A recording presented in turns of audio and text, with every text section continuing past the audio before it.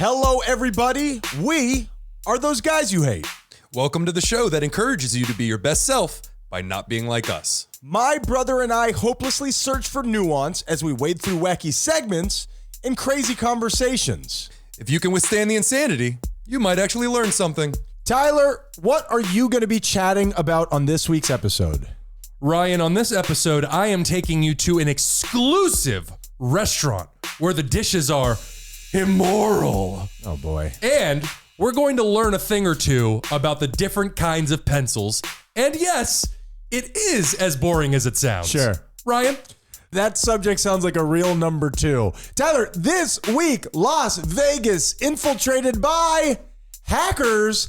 And how much is a human life worth? Chevrolet says less than $10. Capitalism run amok on this week's episode.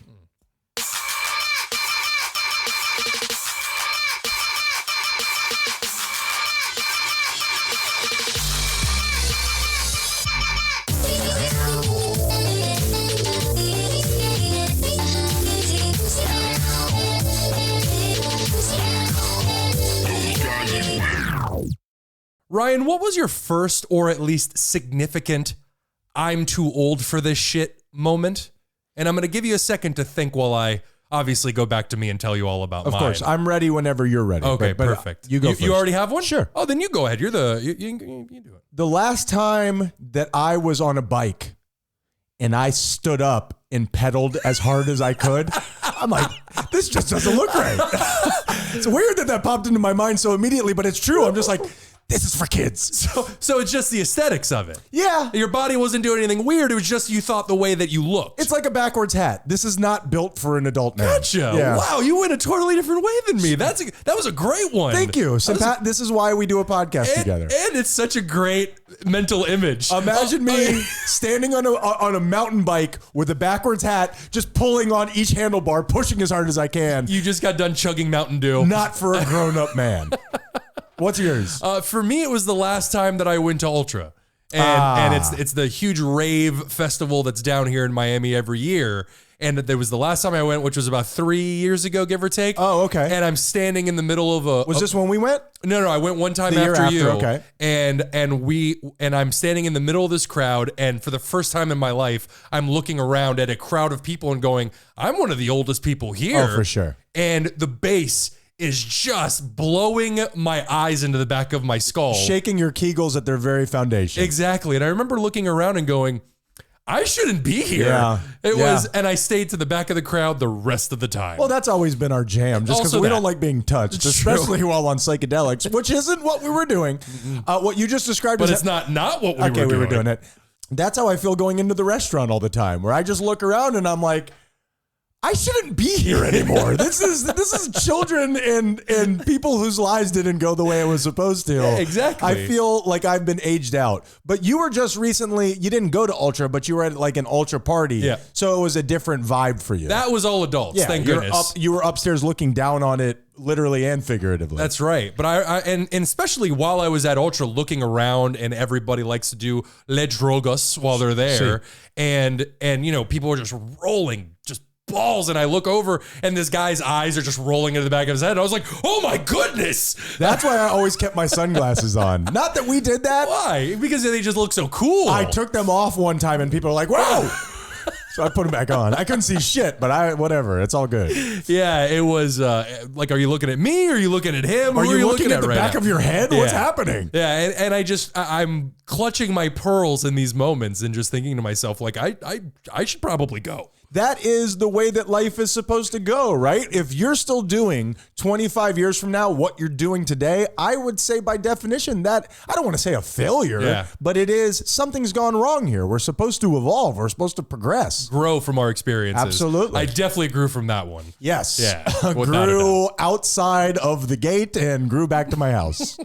Giant hot dogs, not a gay joke, at Ultra, delicious. I ate like 4 of them. You are literally the only person eating food at Ultra. I kept that station open. It's like we were in New York. Tyler and I got hammered in New York, and he literally stopped at every hot dog stand on the way back to the hotel. We told this story recently, but I was holding a hot dog for a drunken companion that Tyler solicited until he ripped out of my hand and ate it like an apple. I'm a survivor. It was one of my favorite moments. That might have been my favorite moment in New York. And I was just whispering into your ear, Ryan, she's not gonna eat it. She's not gonna eat it. She's not gonna eat it. She can't walk. That means she can't eat. She'll choke. It just dawned on me that we literally did a hot dog stall crawl. It was. We're not even cool anymore. We're doing bar crawls. A hot dog stall crawl. But the problem was every hot dog stand that we stopped at, you could still see the other hot dog stand that we had just been at. And it was like, the guy's like, what happened? What did I do? I already bought yours. I gotta buy his. You want chocolate? Welcome to Those Guys You Hate, where we love hot dogs. That one was a gay joke. Sure. I am here with my brother Ryan. Ryan, how are you? This is the hot dog stand of podcasting. Welcome. It's true. It's Try true. our chocolate. You can find us on any corner. I'm doing great, Tyler. Great to be here with you, my boy. That is fantastic. We're going to be getting into so much today. I say we jump right in, let everybody know how we're doing on this week's Depression Index. No one cares. You don't. What the Depression Index is a machine that we built with our bare hands, and we crank it up to let you know how down we are. Ryan has bare hands. I got bare hands. Ryan, Pause. how are you this week? This week, I am doing well. That pesky Mercury seems to be going backwards, which is really fucked up. You know what I mean? I realized that we need a little ticker at the bottom right of the video portion of this show, so we can tick off each time you bring up yoga or some kind of planetary kook shit. Is it possible that that's real? Is it possible? Anything's possible. It's the universe. Okay. Everything exists in the universe, Ryan. That's a really friendly way to say no, Tyler. I'm trying to be appreciate gentle that. here. But I mean, our bodies emulate what is in the universe. It's possible. It is. I'm not saying it's real. Ding. Okay.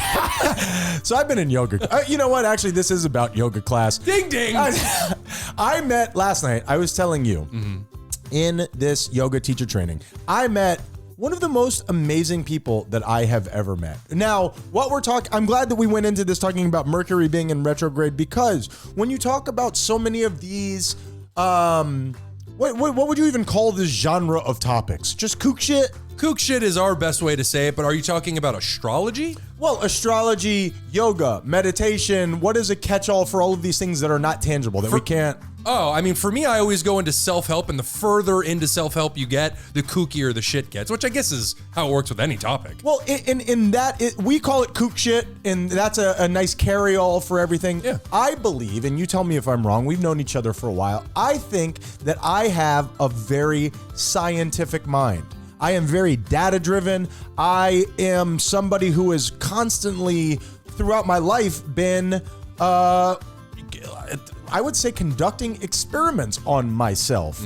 And what is very interesting with all these people that I've met in that program is they are quite the opposite. They're just these born believers. And so I met this woman last night who was just incredible, who started off her journey as going for her master's program in neurology. So she comes from a very deep science base. What we talked about a lot is trauma, because a lot of people who end up in yoga are dealing with a lot of people are trying to figure out trauma. Tyler, what is your take on trauma? That is a fact, right? We could agree that trauma is a thing. Yes, of course it's a thing. Yeah. Okay. I think it's something as simple to understand as PTSD. Somebody who goes to war and comes back, they have experienced trauma. Obviously, Right. I dare you to argue with that, people. I think he's faking it. But do you know what the scientific explanation of trauma is? I learned this last night, and it's very simple, but also I was like, damn, I had never considered that. Oh, please tell us. Trauma is stress that has created a shutdown in your nervous system. So in other words, usually as children, but as adults, of course, we can experience trauma now. Sure. You are dealing with so much that it has created in some cases, somebody fainting of so much stress that your nervous system cannot handle it. Yeah, that sounds about right. And your body remembers that moment. And anytime you are reminded of that experience, much like, again, like with soldier going to war, fireworks getting shot off or a car backfiring, reminding you of that situation you were in, your body instinctively shuts down in the way that it did at that time. Your body, that is exactly right. There is a place in your body that is holding on to this time in your life that you were so overwhelmed that your nervous system shut down. Now, do you know what your nervous system is? Go on. Your nervous system is the electrical impulses that connect your brain to your gut, let's say, to your actual insides. Your nervous system is literally the connection between your psychology and your physiology, which, when put in those terms, is so fucking interesting to me. And so this is, as a matter of fact, this woman even said that when she was in her original career, she was so stressed out by her body knowing that she is not in the right field that she got so many of these different symptoms, one of them being IBS, Tyler. What is IBS? I have no idea. Irritable bowel syndrome. Ah, gotcha. And it immediately made me think. Remember how we've been talking about my lactose intolerance and how my stomach has been all fucked up? And I cut dairy completely out of my life, and I still have exactly the same problems. I'm wondering, could it be stress related? It very well could be. Who knows? I mean, it depends on the stresses in your life and how they affect you. Obviously. But it can also be very difficult to isolate those stresses and know how badly they are affecting you. 1,000,000%. Because we normalize these things in our lives so very often. 100%. So I know that I'm going through so much here, and it's, for the first time in my life, I am in a class where I want to be teacher's pet. I want you to know that I fucking, not because I'm pretending, not because I want your approval, which I'm sure I do, but having nothing to do with that, I am so fucking interested. I want you to know that I am here with you. I'm into it. So there is a 5-step circumstance of trauma and the reason why we are not digesting it and moving on. And I'll do this very quickly, and then we will actually move on to your thing. Step 1, awareness that something new has happened. So let's say you're leaving your business, you're locking up, you're closing, getting ready to walk to your car, and all of a sudden you hear somebody moving around off in the distance. Something new. Your senses have told you something is happening right now. Okay? Step 2, you go through it and decide, am I safe or is this a threat? Right? Yeah. That's step 2. Step 3, now that you've determined. Shoot that motherfucker. You shoot that motherfucker in the face dead. and you sleep soundly because you know they brought this on themselves. And we're done. No, I was kidding. There's only 3 steps. Step 3 is fight or flight. Or faint? Like one of those goats? Freeze. Okay. Freeze. Yeah, that's mine. That's mine. You're a freezer? I'm a freezer, yeah. Or fawn. And fawn is like somebody in an abusive relationship where my whole tunnel vision is now making you feel good. Like I got a little bit of that too. I got a little bit of that too. Yeah. I wanna ease the person so they stopped acting the way that they're acting. At 100%. And you see that a lot in abused women. It's not only women, but that's where your mind immediately goes. Yeah.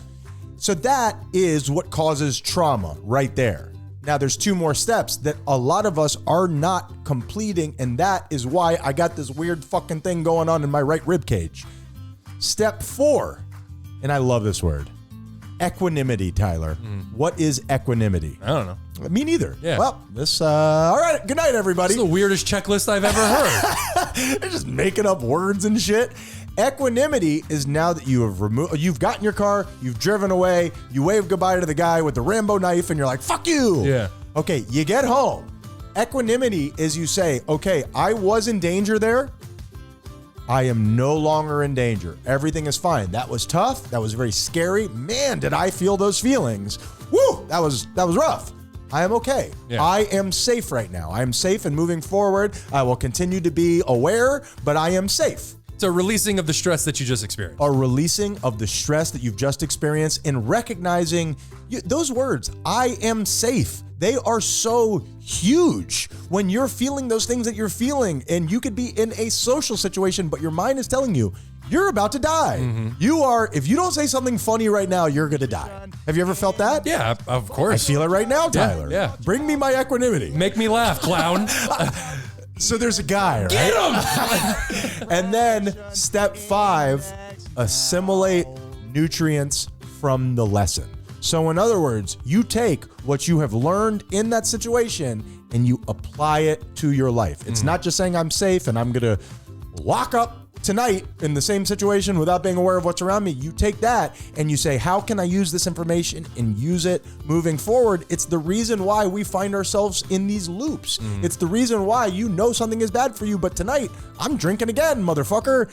It is because we're not taking these lessons after we realize we're safe and applying it to our life. This woman was incredible. The people that I've met are incredible, and I feel super lucky for being in the circumstance, but that damn Mercury keeps fucking me in my butt, Tyler. So this week, I am at a 4, baby. 1, 2, 3. Equanimity's not real. So that's what retrograde means. Yes. It means anal. Yep, put it in my retro. Gotcha. So Tyler, how are you doing this week? I'm okay. See, you're not finding equanimity, and that is quite... Say equanimity one more goddamn time. It's like Bloody Mary. This week has been a bit rough for me, just like last week. I think, and I'm not ready to talk about it just yet, but I think I'm on the trail of what is causing me this there is no other word for it. The suffering that I have been going through these past equanimity? Few weeks. Now I have to kill you.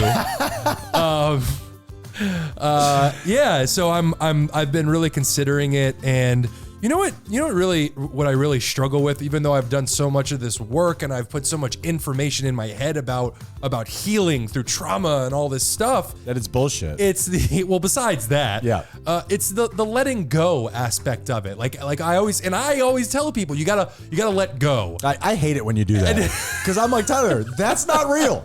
That's not real. And I know the physical response to letting go, where you're literally relaxing your muscles. Your body wants to tighten up and you're physically relaxing in the very stressful situations. But there is something so deep down in my body that I don't even know how to reach whatever it is that I need to let go of. It's literally grasping so hard, and I have no connection to it. I have no control over it. It's at the core of who you are. Yes. And I find what you're saying right now hits so deeply with me.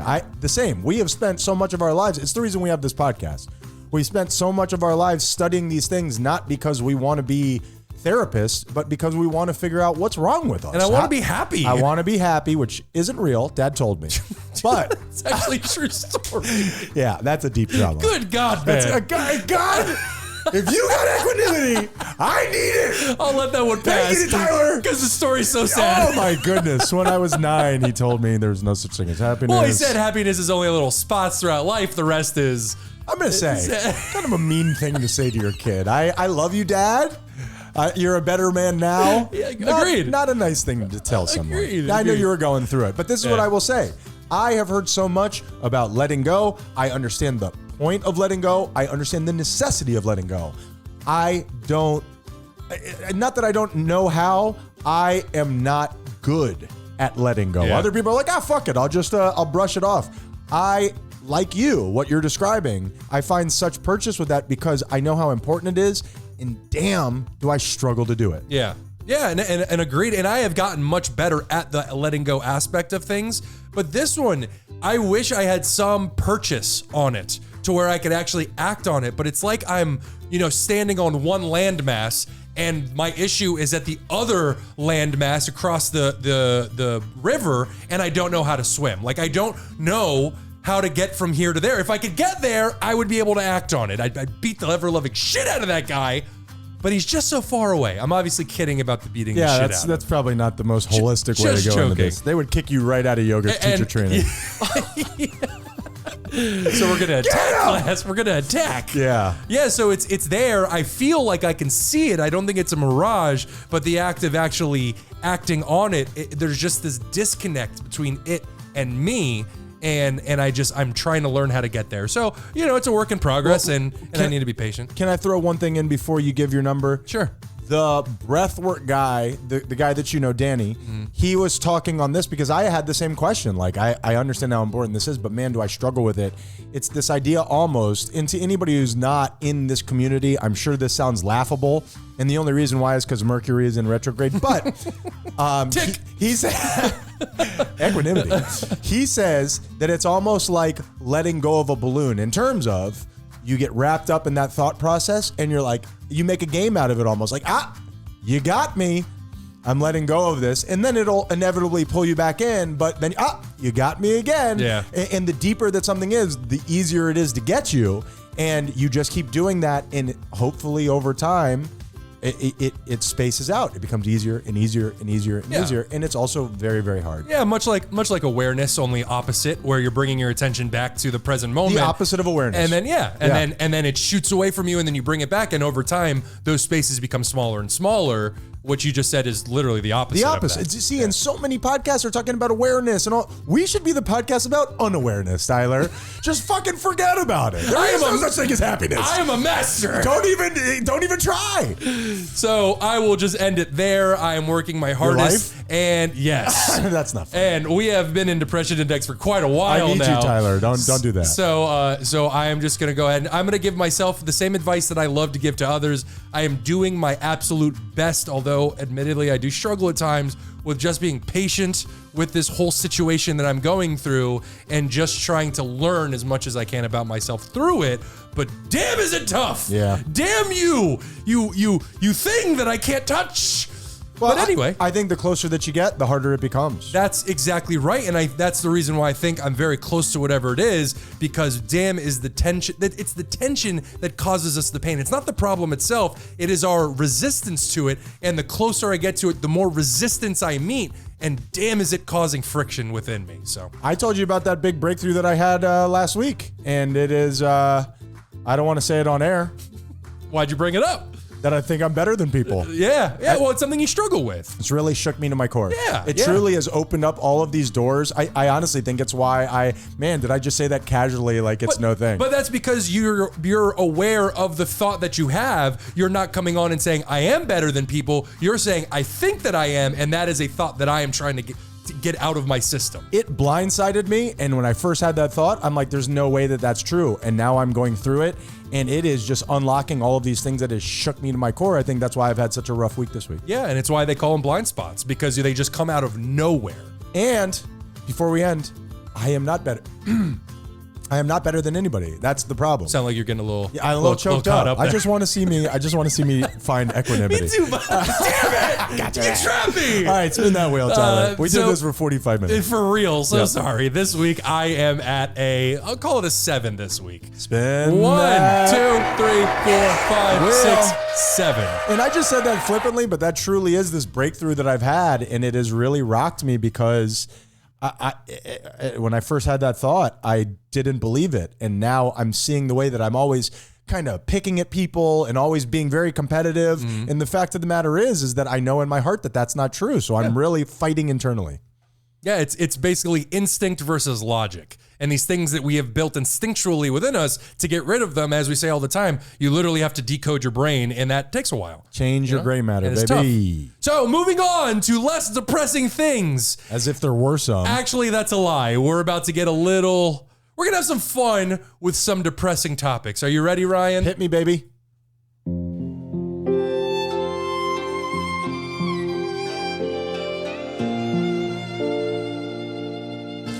I'm seeing like a panning mountain scene. An old-timey family is coming to the dinner table. Hello, sir. Howdy.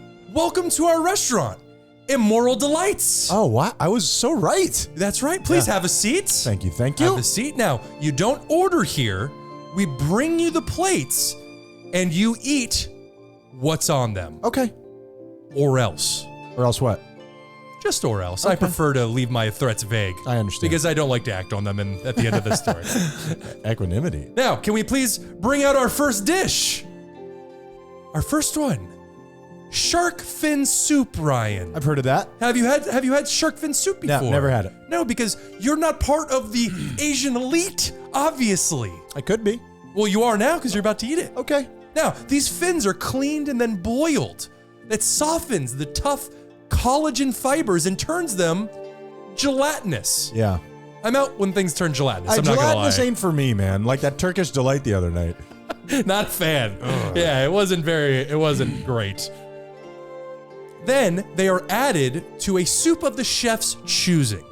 Now, they are seen as a status symbol, as I just said, and they are served at weddings, banquets, etc. It lets the world know, it lets your guests know, I'm someone. Is like a caviar kind of thing? Like I'm trying to think of something over here that we're... Caviar is raw, just I believe raw fish eggs. I'm just talking about food that's a status symbol. Ooh, boy, that's a good one. Do we have anything like that? I mean, you can get like gold leaf on your burger at certain places, but I don't know if we have a specific dish, an expensive steak. I think we do more wine here by buying the expensive bottle of wine, and the more expensive, the more status you have. Interesting. Yeah, it's hard to say. Now, why is this one so immoral, Ryan? Good question. That seems like anything else where you would just find an animal, turn it into a dish. Exactly. Okay. But unfortunately, with this one, roughly 100 million sharks are killed every year. I was going to say in our lifetime, but no, what I'll say is not long from now, the world's oceans are going to be depleted. I don't just mean of sharks, I mean of life. The ecosystems are going to crash, and this isn't some doomsaying myth. This is literally happening as we speak. Yeah, that doesn't shock me at all, which is shocking. Yep. The overwhelming majority of sharks that are caught immediately have their fins cut off while they're still alive, and then they're thrown right back into the ocean for what I can only assume is an unbelievably painful death. Why? Because they use them for their fins. They don't need the rest of the shark. And that's just the most cost-effective way of... They don't give a shit about the animal, clearly. Awful, man. Now, your thoughts on this wonderful dish, sir? Well, my thought is this any different than what we're doing to veal? Is this any different than what we're doing to chickens? Is this any different? I'm sure that those animals are being really, really handled in an intolerable way. Yeah? Yes, absolutely. So no. But shark fin soup, Ryan. It's all bad. Yes. I mean, yeah, it's all terrible. Does gelatinous whet to your appetite? What is a good gelatinous dish? Jell-O? Jell-O's good. Lychee. I really like lychee, like the lychee jellies that they have. Love those. Yeah, I guess jelly. Yeah. Root word there. Yeah, jelly. Yeah, gelatinous. When you're talking about something that used to be a solid, not what I'm looking for. Okay. Yeah. Well, while you sit there and you enjoy your very first, and I didn't even mention, this is going to be a 4-course meal. So we're going to take you, first we started with the soup. Up next is your appetizer. And while you sit there and enjoy your soup, we're going to take a break. Really sets the tone. There you go. Hey, everyone. If you're anything like us, you've struggled with depression, anxiety, isolation, or any number of things that hold you back in life. Or do you procrastinate a little too much? Maybe you've had trouble with self-control or even just going through a tough time. Regardless of whatever it is you're going through, therapy can help. For me, Ryan, it's completely changed the way I deal with my problems. Even the relationship with my own thoughts have improved dramatically. And that's why we're excited to tell you about today's sponsor, BetterHelp. BetterHelp's mission is to make therapy more affordable and more accessible. And this is so important to us because finding a therapist can be really hard, especially when you're limited to the options in your area. BetterHelp is a platform that makes finding a therapist easier because it's online, it's remote, and by filling out a few questions, BetterHelp can match you up to a professional therapist in as little as a few days. It's easy to sign up and get matched with a therapist. Go to betterhelp.com/thoseguys or click on the link in the show's description. Clicking on that link not only supports us, but supports you. And we want to support you too by giving you 10% off your first month of BetterHelp to connect with a therapist and see if it helps you. Finding the right therapist is so important, someone that you really connect with, and BetterHelp has made that easier than ever. Switching therapists until you find the right one without having to worry about insurance or any additional fees. You know, Tyler, when I first had my son, I felt so many emotions that I had never experienced in my life. Therapy really helped me figure out what was going on. Well, that is betterhelp.com/thoseguys. Help the show by supporting the people that help us.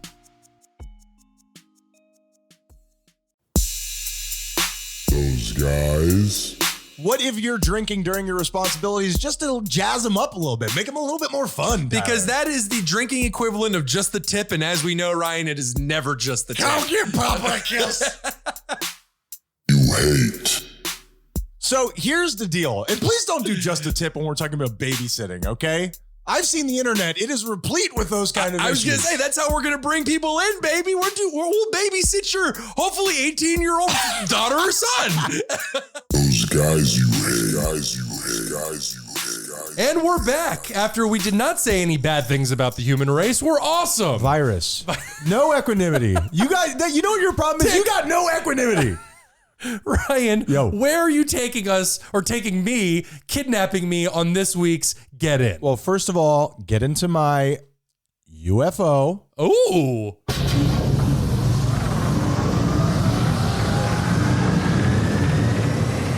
Do you remember the old Disney movie Flight of the Navigator? Did you ever see that? It sounds familiar. Oh man, where a little kid finds a UFO and oh man, what a great fun little joyride that was. Yeah, Disney used to make some awesome live action movies. We are going to Las Vegas, baby. Ooh. Have you ever been to Las Vegas? Just went not that long ago. I know that. Thank you for setting me up like that. Absolutely. I get to tell everybody I've been to Vegas. Did you enjoy it? I loved it. Yeah. I loved it. Gambling, not for me. So what is it that you love so much about Vegas? So we saw 2 shows, amazing.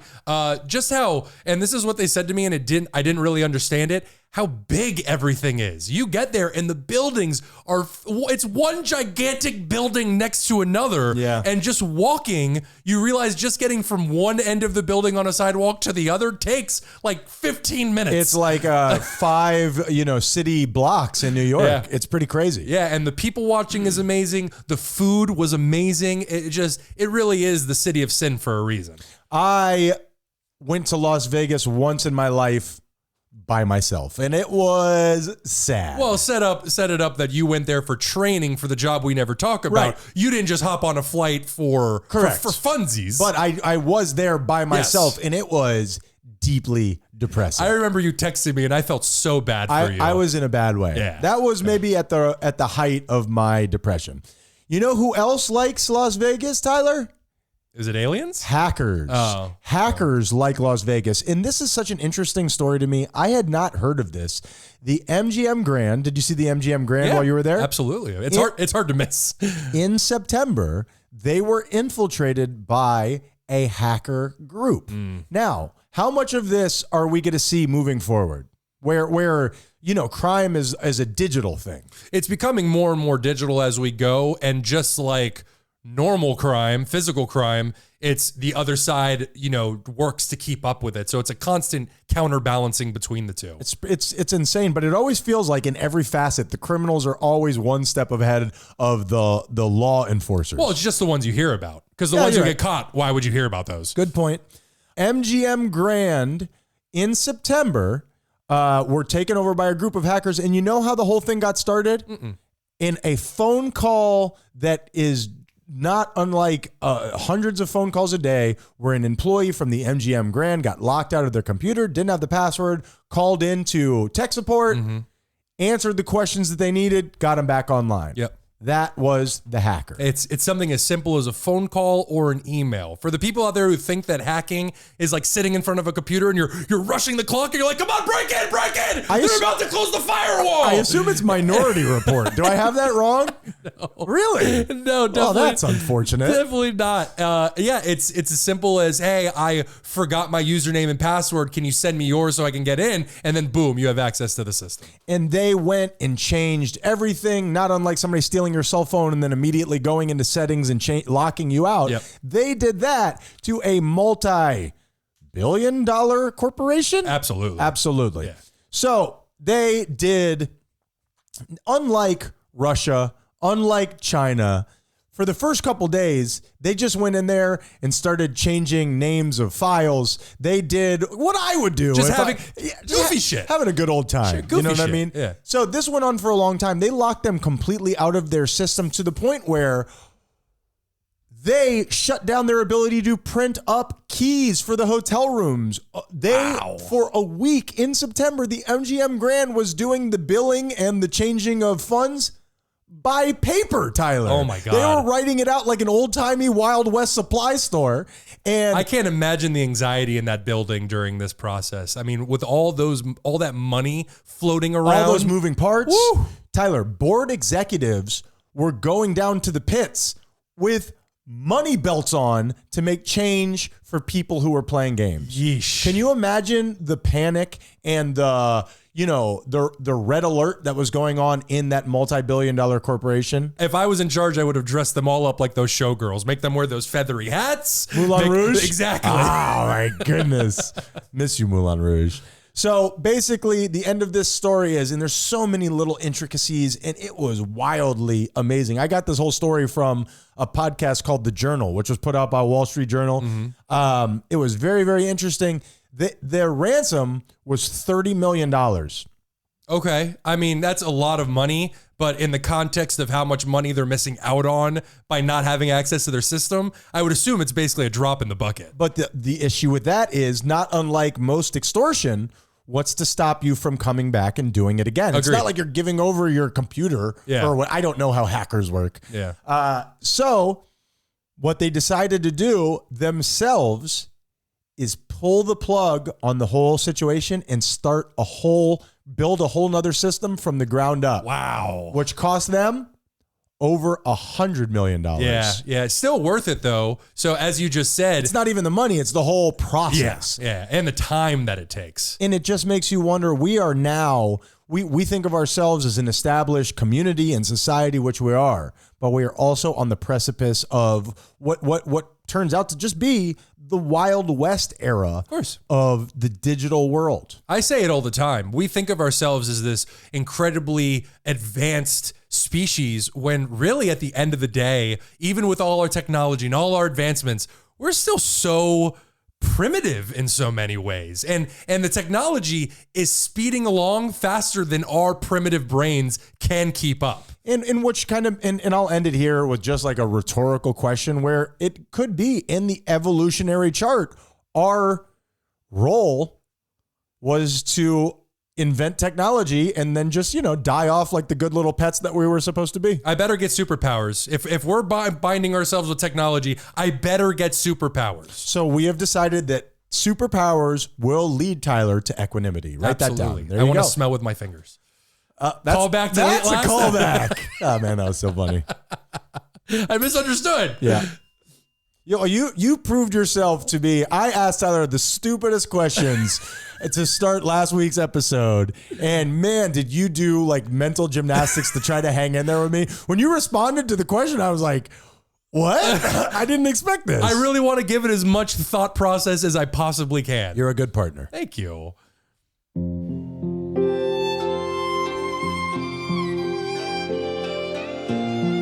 Sir, how was your shark fin soup?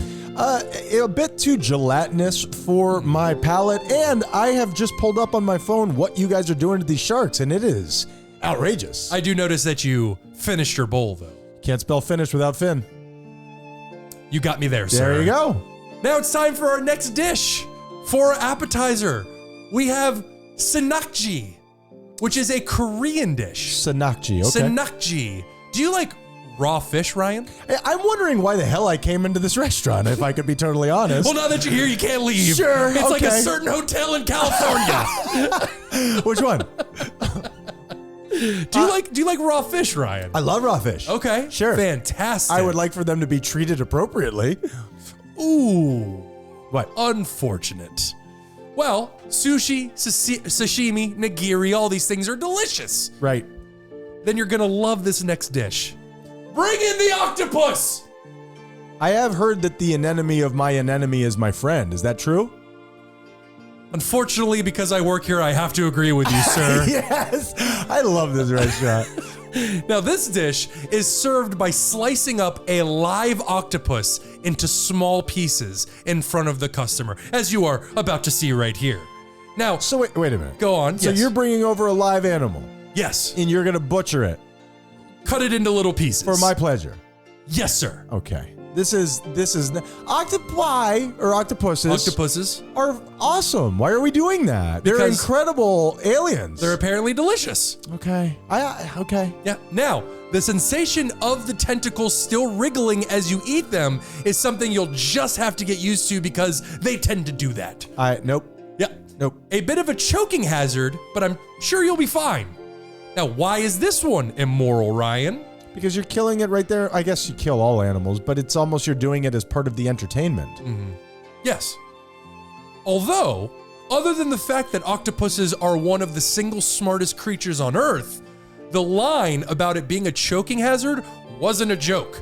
The moving tentacles can get stuck in people's throats and do all the time because they have suction cups at the end of them, and it kills them.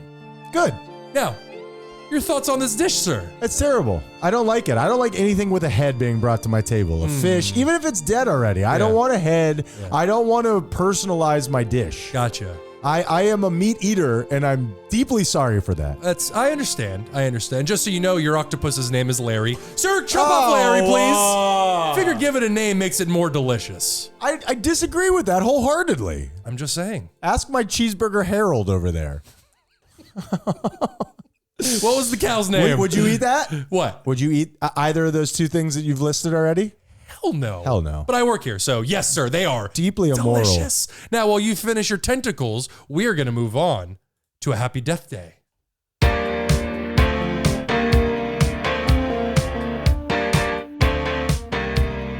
I can feel it in my mouth. Mm-hmm. Yeah, that slippery, slidey, suction-y feeling. Happy Death Day, Ryan. Happy death. What is a happy death day? You tell them what a happy death day is. We're happy here. A happy death day is where, unlike my octopus Harold, somebody has passed away and we celebrate their life and their accomplishments. Very well said. Thank you. That's exactly right. Now, this one is sad. Obviously, people leaving us can be sad, but it's obviously the younger that someone is, generally speaking, the sadder that it is. 100%. Yeah. So this week we're going to talk about Vontae Davis, Ryan. Oh, man. Yeah. Yeah.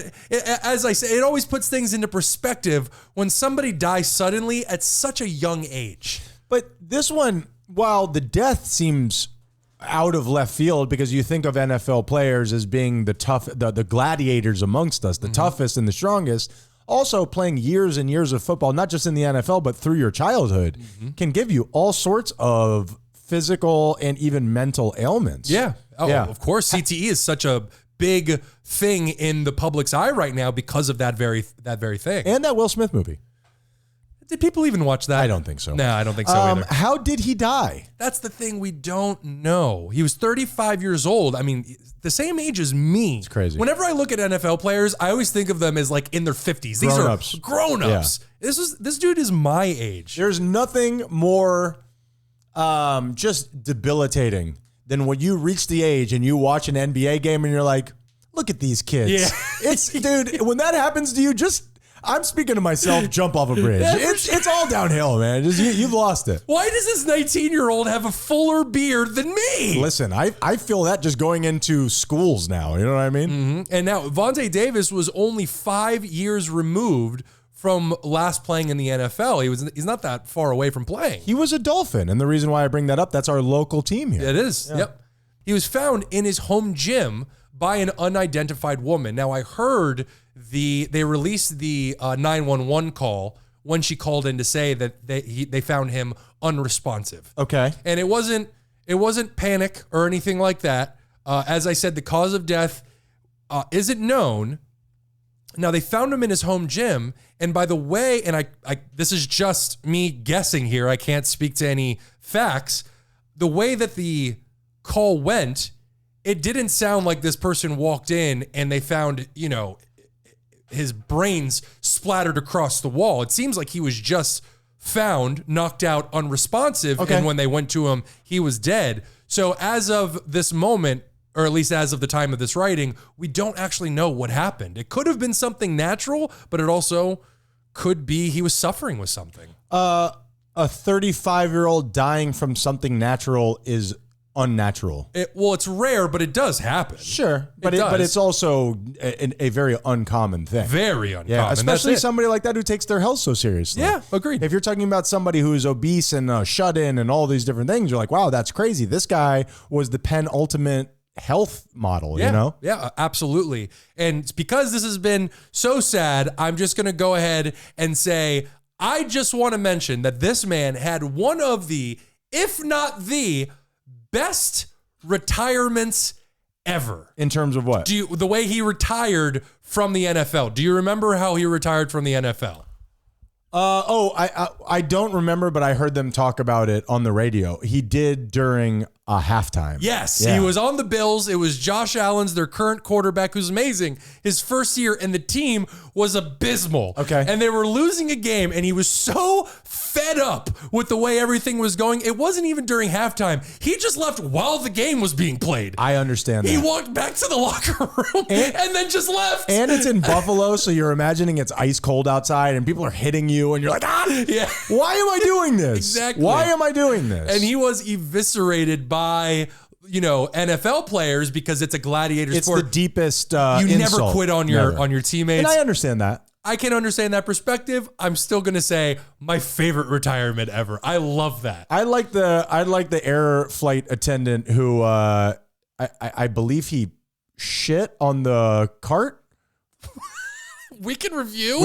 I believe he got up on top of the cart and shit on the cart, and then the plane was on the ground. Yeah. And he opened up the door and pulled the slidey chute, and he slid out the chute. I think that's the same person. It could be two different people. I mean, that will definitely put you in prison, but at the same time, hilarious. I believe he was immediately arrested. Yes. Yeah. Agree. But nobody's going to hurt that guy in jail. It's the shitting guy.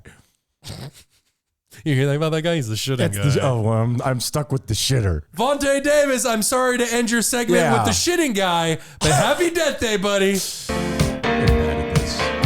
Yeah, that's terrible. Whenever somebody young like that passes away, and you know what? My mind immediately goes to football. Fair, of course. Fair or unfair? Who was the what was his name? The guy who shot himself in the heart so they would study his brain. There was two of them that I know off the top of my head. One of them was a wide receiver from the Chicago Bears in the 80s. The other one was Junior Seau. Junior Seau is who I think of. Who shot himself in the heart and then sat there while his lungs filled up with blood, where he basically drowned on dry land so that they could study his brain, so they could figure out, he was wondering, what is wrong with me? Yeah, what happened here? They wrote a note, right? He wrote a note saying, please study my brain to find out what happened to me. Donate. Could you imagine the pain that you have to be in? That guy's got no equanimity. You imagine the pain that you have to be in to kill yourself in that way. I mean, the gladiator up to the very last moment. Up to the last moment. I'd rather just be eaten by lions than suffer like that. We salute you. So on that incredibly exciting and happy take, we are going to take a break, and we will be back with a part 2.